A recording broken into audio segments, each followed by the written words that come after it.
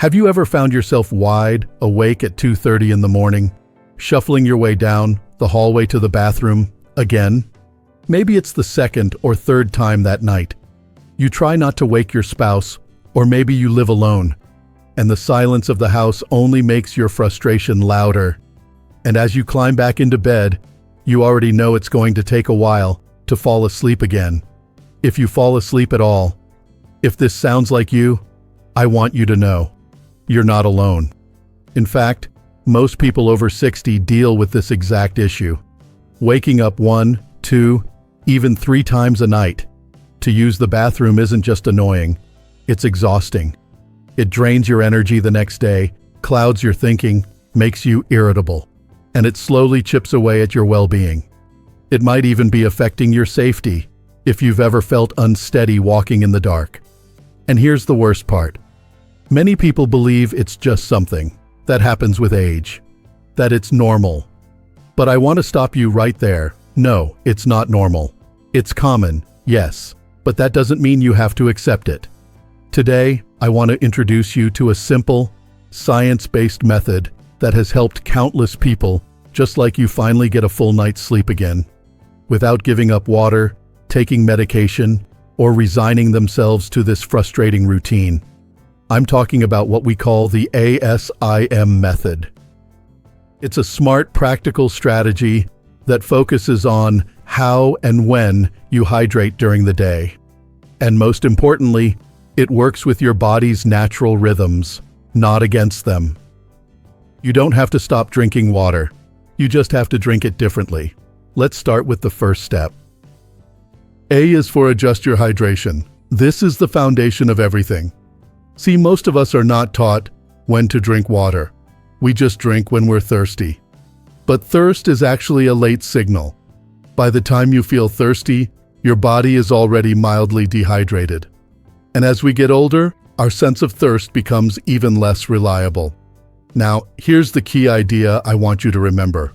Drink more water earlier in the day. Specifically, aim to drink about 75% of your total daily water before 4 p.m. That may sound like a lot at first, but I promise once you get into the habit, it'll feel easy. Think about it like this. When you wake up, your body is dehydrated from the night before. So start your morning with a glass, maybe 2, of room temperature water. Not cold, because cold water can sometimes shock your system or upset your stomach. You want this to be a gentle start to your day. If you're someone who enjoys coffee in the morning, keep in mind that coffee is a diuretic. That means it can actually cause your body to lose water. So having water before your coffee helps balance things out. As the morning goes on, sip steadily. Keep a water bottle nearby, and don't wait until your mouth feels dry. This steady hydration helps your kidneys process fluids while you're up and moving around, which is exactly what we want. Then, with lunch, have another glass of water. By the time mid-afternoon rolls around, you'll be in great shape. And the best part? Your body will have plenty of time to process the fluids while you're awake and active, instead of while you're lying in bed. Once we've adjusted our hydration schedule, we move into the next step of the ASIM method. S is for soften the transition. What does that mean?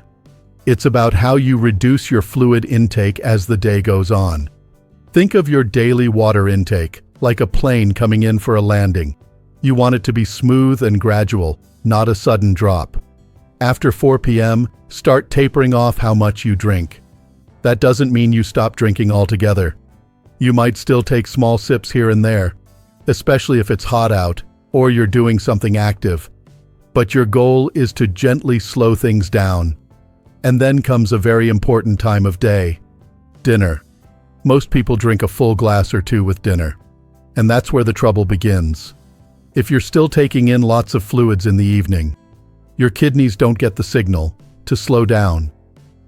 Instead, they keep producing urine all through the night. That's what wakes you up. So what should you do? At dinner, just drink enough to help you swallow your food. That's it. A few sips are okay, but you want to avoid that full glass. And if you can, try to eat dinner at least 3 hours before bedtime.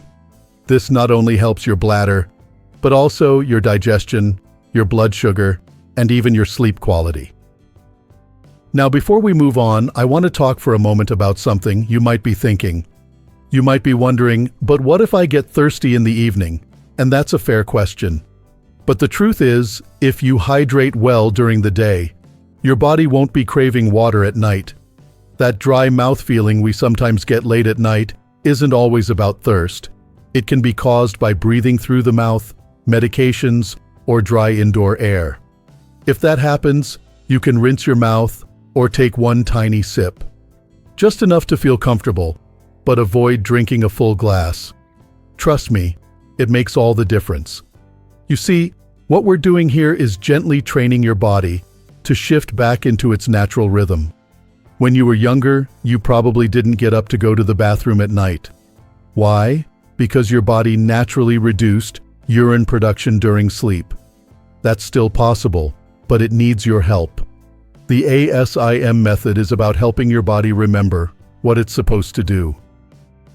So to recap where we are right now without using any lists or bullets, just so it all feels like part of our conversation. You've started front-loading your hydration. You're drinking more water earlier in the day. And as the afternoon progresses, you're softening the transition by gradually drinking less and keeping your dinner drinks light. These may seem like small shifts, but I promise you, they're powerful. I've seen it again and again. People who've spent years waking up multiple times a night finally start sleeping 5, 6, even 7 hours straight, and they didn't take a single pill. They just gave their body what it needed, timing. And as we keep going, there's more I want to share with you. Because we're just getting started, there's another step that's absolutely essential. And it's one that many people overlook. But once you learn it, it could completely change your nights, for good. So here we are, and I want to share something with you that may surprise you. Not just in how simple it is, but how powerful it can be. This next step in the ASIM method may seem strict at first glance, but it's what makes the entire strategy work like a charm. It's the part that protects your rest like a shield. We call it stop in time. Now, what does that mean exactly? It means establishing a firm boundary, a sacred window, where absolutely no liquids are consumed. Not a cup of tea, not a glass of water, not even a few sips. This is a hard stop. Here's how it works. 2 hours before your bedtime, whatever time that may be, you stop drinking all fluids. If your head hits the pillow at 10 p.m., your last drop of water or juice or anything liquid should be no later than 8 p.m. That 2-hour buffer gives your kidneys time to finish filtering and processing whatever liquids are already in your system. It allows your bladder to empty and settle before you fall asleep. This might feel a little uncomfortable in the beginning. You might have developed the habit of having a warm drink before bed. And I understand. For many, a little tea or warm milk is part of the wind-down ritual. But I want to challenge you to consider this. What's more comforting, an evening beverage or a full, uninterrupted night's rest? Most people who try this find that once they adjust their hydration during the day, they don't miss that nighttime drink at all. Their bodies stop craving it because they've already been nourished earlier. And that dryness you sometimes feel at night, like I mentioned before, often isn't even about thirst. It's usually from breathing through your mouth or from medications. If your mouth feels dry, go ahead and rinse, but don't swallow. That tiny shift can mean the difference between waking up or sleeping through the night. I've had patients tell me this one change alone gave them back hours of deep sleep. Not because they were dehydrating themselves, but because they were respecting the rhythm their body needs to follow. We're not trying to fight nature here. We're working with it. Now that we've built the foundation, adjusting how much water you drink and when you drink it, we can talk about something a little more surprising. Most people think that drinking water is all about quantity, but it's also about quality.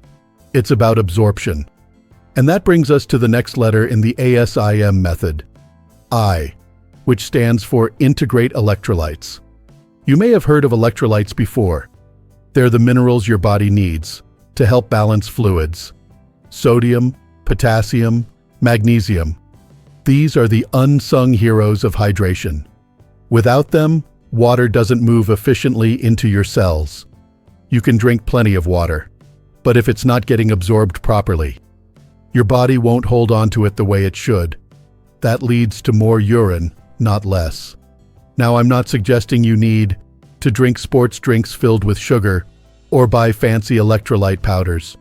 What I suggest is much simpler and more natural. When you wake up in the morning, take your first glass of water and add just a pinch of unrefined sea salt. Not table salt, sea salt. And squeeze in a bit of lemon juice, just a splash. The salt gives your body sodium and trace minerals. The lemon provides potassium and vitamin C. This combination helps your cells absorb water more effectively. It sets your body up for better hydration throughout the day. And because your hydration is more efficient, your thirst in the late afternoon and evening naturally decreases. It's a small trick, but one that works wonders, especially for those who feel like, no matter how much they drink, they're still thirsty or still getting up at night.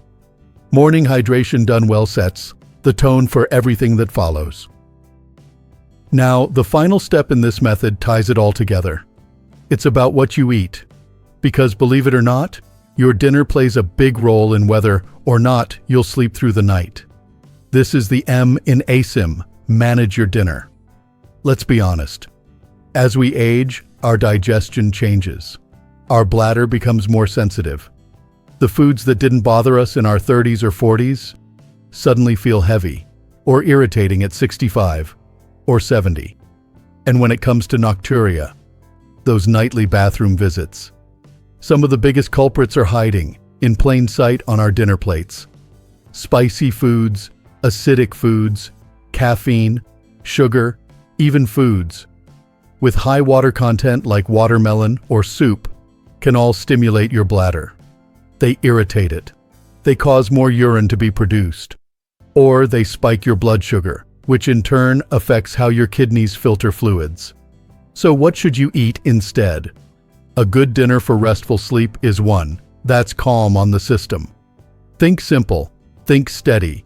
Cooked vegetables, a piece of lean protein, a small portion of whole grains, if your body handles them well. Avoiding the bladder irritants helps create a peaceful internal environment. And when your bladder is calm, it doesn't feel the need to wake you up. This doesn't mean you can never have your favorite foods again. It just means learning which ones your body handles best at night and saving the rest for earlier in the day. Timing really is everything. I know that's a lot to take in, and if you're thinking, do I really have to change all this just to get a good night's sleep? My answer is simple. You don't have to, but you get to. You get to take back control of your nights. You get to wake up feeling clear and rested. You get to enjoy your mornings again instead of stumbling out of bed groggy and frustrated. And let me tell you something else. When you start sleeping better, your whole world changes. You think better. You feel lighter. Your mood lifts. Even your immune system gets stronger. Sleep is not just rest. It's restoration. It's the fuel your body needs to keep you active, sharp, and joyful. The ASIM method is not a gimmick. It's not a product. It's not something you buy. It's a way of living in rhythm with your body, a way of honoring what your body needs and giving it the chance to do what it does best: heal, rest, and restore. I've seen this work for so many people over the years. People in their 60s, 70s, even their 80s, who thought their best nights were behind them. But once they put these habits into place, something shifted. Their energy came back. Their days felt easier. They didn't dread bedtime anymore, because they knew their night would be quiet, peaceful, and deeply restful. And that's what I want for you. You've already come this far. You've learned the heart of the ASIM method. But there's more you can do. Simple, practical techniques that boost your results even further. They're easy, they're proven, and they might just be the missing link between okay sleep and truly restful nights. Now that you've learned the heart of the ASIM method, and how small shifts in when and how you hydrate can support deep, uninterrupted sleep, I want to share a few more tools with you, techniques that work alongside this method, to give you the best possible chance of staying asleep through the night. Because while timing your water intake is powerful on its own, there are still a few other factors that can either support or sabotage your rest. These next ideas are simple, practical habits you can adopt tonight. No equipment, no medication, just a little know-how and a willingness to try something new. Let's start with something I call double voiding. If you've never heard that term before, don't worry. Most people haven't. But once they learn it, it becomes a game changer. Here's the idea. Sometimes when we go to the bathroom before bed, we don't actually empty our bladder completely. We think we're done. We flush, we wash our hands. And yet, 20 minutes later, we feel that nagging urge again. That's because the bladder didn't fully empty the first time. Maybe the muscles weren't fully relaxed, or maybe we rushed the process. Either way, we're left with leftover urine that will wake us up a few hours later. So here's how you double void. About 20 to 30 minutes before bed, go to the bathroom and urinate as you normally would. But instead of just standing or getting up immediately after, stay seated. Yes, even you gentlemen out there. I highly recommend sitting for this. It relaxes the pelvic muscles and makes it easier to completely empty. After the first stream stops, take a moment. Wait about 30 to 60 seconds, stay relaxed, and then gently lean forward just a little. That small movement can help release the last bit of urine, still sitting in your bladder. You'll be surprised how often a little more comes out. This may not seem like a big deal, but that little more can be the difference between a full night's sleep or waking up at 2 a.m. with a bladder that feels full again. Making double voiding part of your nightly wind-down routine gives your body the best chance to rest without interruption. Now, let's talk about something that might feel a little unexpected: your legs. More specifically, what's happening with the fluid in your legs during the day. You see, when we sit or stand for long periods, gravity pulls fluid down into our lower legs. That's why your ankles might feel puffy or tight by evening. But here's the part most people don't realize. When you lie down at night, gravity no longer holds that fluid in your legs. It re-enters your bloodstream, travels to your kidneys, and eventually fills your bladder. This is called fluid redistribution. And it's one of the sneaky reasons so many older adults feel fine all day, but then suddenly have a full bladder a couple of hours after lying down. So how do we get ahead of this process? We use what I call the gravity elevator. About 1 to 2 hours before bedtime, elevate your legs above heart level for 15 to 30 minutes. That's it. You can do it while watching TV, reading a book, or just resting on the couch. You don't need any fancy equipment. A stack of pillows under your calves or a reclining chair will do the trick. By gently encouraging that fluid to drain from your legs before you go to bed, you're giving your kidneys a head start. They'll process the excess fluid while you're still awake, and you'll be able to eliminate it with your double voiding before bed. If you deal with frequent leg swelling or varicose veins, you might even consider wearing compression socks during the day. They help prevent fluid from pooling in the legs in the first place.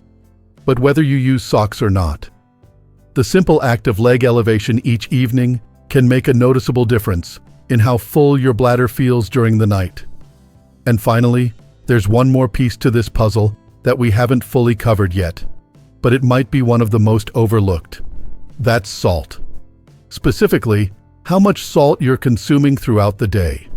Earlier, I mentioned adding a pinch of sea salt to your morning water to help with absorption, and that's still true. But when salt becomes excessive in your diet overall, it starts to backfire. Here's why. When you eat too much salt, especially the kind hidden in processed foods, your body tries to dilute it by retaining water. This makes you feel thirstier, so you drink more. And what does all that extra fluid do? It increases urine production. Plus, your kidneys work harder to flush out the excess sodium. That means more work for them at night, and more bathroom trips for you. If you're eating a lot of canned soups, deli meats, snack foods, or restaurant meals, you're likely getting way more sodium than your body needs. And you might not even taste it. Salt hides everywhere. One of the best things you can do is to reduce your intake of processed foods, not just for your bladder, but for your heart, your blood pressure, and your energy. Cook at home when you can. Use herbs and spices to flavor your meals, instead of reaching for the salt shaker. When you do use salt, choose unrefined sea salt in small amounts. It offers trace minerals and is less processed than standard table salt. Making this change doesn't require a dramatic shift in your life. Just a little awareness, a little adjustment. And with that awareness, you're not just avoiding another bathroom trip, you're reclaiming your vitality. You see, the ASIM method and these 3 supporting techniques work best when practiced together. Think of them like parts of an orchestra. On their own, they make a sound, but together, they create harmony. You start your day with purpose, drinking water early, giving your body what it needs before the sun goes down. You soften the landing in the afternoon, easing into a restful evening. You respect the sacred zone, those 2 hours before bedtime when you let your body rest and reset. You support absorption with morning electrolytes. You avoid bladder triggers in your dinner. You double void to ensure an empty bladder. You elevate your legs to manage fluid. You lighten the salt load to reduce strain. And the result? Not just fewer bathroom trips, but deeper sleep, clearer thinking, brighter mornings. And most of all, a return to that simple joy of lying down at night and knowing you'll wake up rested. I'll never forget what one of my patients said after 2 weeks of trying this. She told me, "Doctor, for the first time in years, I woke up and actually felt like myself again." That moment stuck with me, because for so many of us, we assume this foggy, tired, half-awake life is just the way aging works. But it doesn't have to be. You deserve restful nights. You deserve energized days. You deserve to feel strong, sharp, and alive at any age. So now it's in your hands. You've got the method. You've got the tools. And you've got the power to make this change, starting tonight. If this message spoke to you, I invite you to do 3 small things. First, click the like button so this video can reach others who are silently struggling with the same problem. Second, subscribe to our channel, Strong Elderly Life, for more conversations like this, ones that honor your body, your wisdom, and your journey. And third, I'd love for you to share in the comments below. How many times do you wake up to go to the bathroom each night? No judgment, no shame. Just a community of people who understand exactly what you're going through. And by sharing, you might just help someone else feel a little less alone. Thank you for spending this time with me. Here's to your rest, your health, and your strength. Here's to living your best life, night and day.